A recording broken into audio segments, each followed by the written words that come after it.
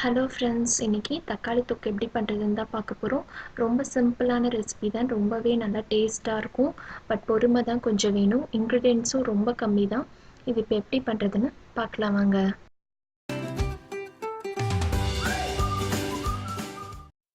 இதுக்கு வந்து நான் 2 மீடியம் சைஸ் பெரிய வெங்காயமும் 7 தக்காளியும் எடுத்திருக்கேன்.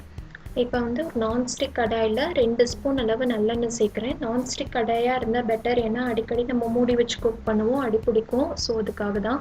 அப்புறம் எண்ணெயும் கண்டிப்பாக நல்லெண்ணெய் சேர்த்துக்கோங்க, அதுதான் நல்லா டேஸ்ட்டாக இருக்கும். இதுக்கு எண்ணெய் காஞ்சதும் 1 ஸ்பூன் கடுகு, 1/2 ஸ்பூன் சீரகம், அப்புறமா 1 கிராம்பு, இது வந்து கொஞ்சமாக பொரிஞ்சு வாசம் வந்தோம்னா நம்ம பூண்டு வந்து சேர்க்க போகிறோம். பூண்டு வந்து ஒரு 5-6 பல் பூண்டை இந்த மாதிரி சாப் பண்ணி சேர்த்துக்கலாம். அது வந்து கொஞ்சமாக கலர் மாதிரி வரட்டும். அதுக்கப்புறமா நம்ம வெங்காயம் சேர்க்கலாம். இந்த மாதிரி வந்தோடனே நம்ம நறுக்கி வச்சுருந்து 2 வெங்காயம் சேர்க்கலாம். இதுவும் வந்து நல்லா கலர் மாதிரி வரட்டும்.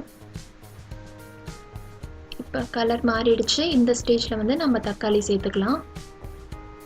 தக்காளி வந்து நான் இந்த மாதிரி நீளமாக கட் பண்ணியிருக்கேன். இதுவும் வந்துட்டு லைட்டாக ஒரு மிக்ஸ் பண்ணிவிட்டு மூடி வச்சு குக் பண்ணலாம். மூடி வச்சு குக் பண்ணால் கொஞ்சம் சீக்கிரமாக வேகும். அப்பப்போ நீங்கள் கிண்டி விடுங்க. இப்போ வந்துட்டு ஒரு 2 நிமிஷம் ஆகிடுக்கு. இப்போ தான் தக்காளியிலேருந்து தண்ணிலாம் வர ஆரம்பிச்சிருக்கு. இப்போ வந்து ஒரு 5 நிமிஷம் ஆயிருக்கு. ஓரளவுக்கு தக்காளி வந்து குக் ஆகியிருக்கு. உங்கள் குழந்தைக்கு வந்து தக்காளிலாம் எடுத்து வச்சுருவாங்கன்னா அப்படின்னா இன்னும் பொடி பொடியாக சாப் பண்ணி சேர்த்துக்கோங்க. இப்போ இந்த ஸ்டேஜில் வந்து நம்ம தூள்லாம் சேர்த்துடலாம். 1/2 ஸ்பூன் மஞ்சள், காரத்துக்கு ஏற்ப மிளகாய் தூள் நான் 1 ஸ்பூன் சேர்க்குறேன். அப்புறமா ஒரு 1/2 ஸ்பூன் கரம் மசாலா, இதெல்லாம் தான். இதையும் நல்லா கலந்து விட்டுட்டு இதோட பச்சை வாசம் போகிற அளவுக்கு வதக்கிக்கோங்க. நீங்கள் இந்த இதில் வந்து பச்சை மிளகாய் சேர்க்கலாம். நான் வந்து குழந்தைக்கு கொடுக்கறதுனால பச்சை மிளகாய் சேர்க்கல. நீங்கள் வந்து இந்த ரெசிபியில் பச்சை மிளகாய் சேர்த்துக்கோங்க. இப்போ வந்து இதையும் மூடி போட்டு இதோட பச்சை வாசமாக போகிறன்னு குக் பண்ணலாம். இப்போ வந்து பார்த்திங்கன்னா ஒரு 5 நிமிஷம் ஆயிடுச்சு. இப்போ வந்து நம்ம உப்பு சேர்த்துக்கலாம். ஃபஸ்ட்டே உப்பு சேர்க்காதீங்க, குவான்டிட்டி வந்து தெரியாது.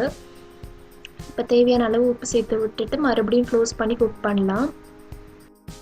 இந்த தொக்குக்கு பார்த்திங்கன்னா எண்ணெய் பிரிஞ்சு வர அளவுக்கு குக் பண்ணணும், அப்போ தான் அந்த டேஸ்ட் கிடைக்கும். இப்போ பார்த்திங்கன்னா இன்னும் ஒரு 5 நிமிஷம் ஆச்சு. இப்போ வந்து ஒரு 1/4 ஸ்பூன் சர்க்கரை சேர்க்குறேன். இது வந்து நல்லா கலர் கொடுக்கும். இது நல்லா கலந்து விட்டுருங்க.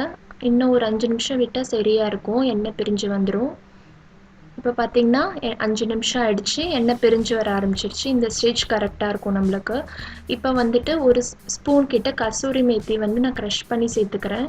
இது நல்ல டேஸ்ட் கொடுக்கும், சப்பாத்தியோடு சாப்பிட்றப்ப ரொம்ப நல்லாயிருக்கும். இது எல்லாத்துக்கும் சைட் டிஷ்ஷாக போகும் ஆக்சுவலாக. இதுவும் நல்லா கலந்து விட்டுட்டு நம்ம ஆஃப் பண்ணிடலாம். அவ்வளோதான், நம்ம ரெசிபி ரெடி. இது கண்டிப்பாக ட்ரை பண்ணி பார்த்துட்டு எப்படி வந்துச்சுன்னு எனக்கு கமெண்ட்டில் சொல்லுங்கள். இந்த வீடியோ உங்களுக்கு பிடிச்சிருக்கும்னு நினைக்கிறேன். பிடிச்சிருந்தா லைக் பண்ணுங்கள், சப்ஸ்கிரைப் பண்ணலைன்னா சப்ஸ்கிரைப் பண்ணுங்கள். நான் ஆர்த்தி, மறுபடியும் உங்களை வேறு இன்ட்ரெஸ்டிங்கான வீடியோவில் சந்திக்கிற வரைக்கும் பாய்.